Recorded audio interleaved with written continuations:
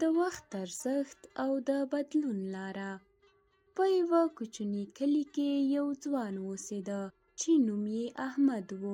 احمد ډېر خوشحاله و، خو خپل وخت به یې بې ځایه تېراوه. هغه به هره ورځ ډېر وخت بې هدفه تېراوه. له نورو ماشومانو سره به یې لوبې کولې یا به بېکاره ګرځېده. یوه ورځ د کلي یوه مشر سپین ږیري چې د ډېر حکمت او تجربې خاوند و، احمد ته وویل: هلکه، که غواړې چې ژوند کې بریالی شې، باید پوه شې چې د وخت قدر څومره اړین دی. احمد حیران شو او د سپین ږیري څخه یې پوښتنه وکړه: څنګه؟ سپین ږیري په دې وخت کې یو ساده مثال ورکړ: تصور یا فکر وکړه چې ته یو باغ لرې.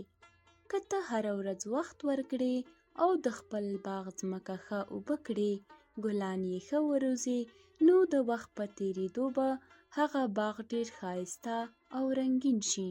خو که ته خپل باغ ته پاملرنه ونه کړې، نو همداسې به وچ شي.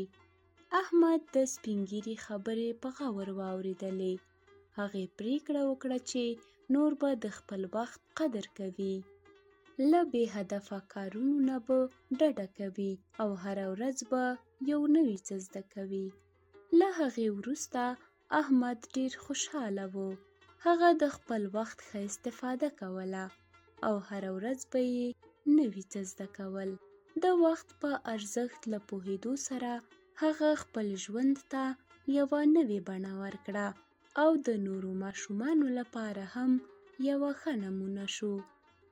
پند: دا کیسه د دې خبرې په اړه ده چې هره لحظه قیمتي ده، او که موږ خپله هڅه وکړو او خپل وخت په سمه توګه وکاروو، نو زموږ ژوند به ښکلی او بریالی شي.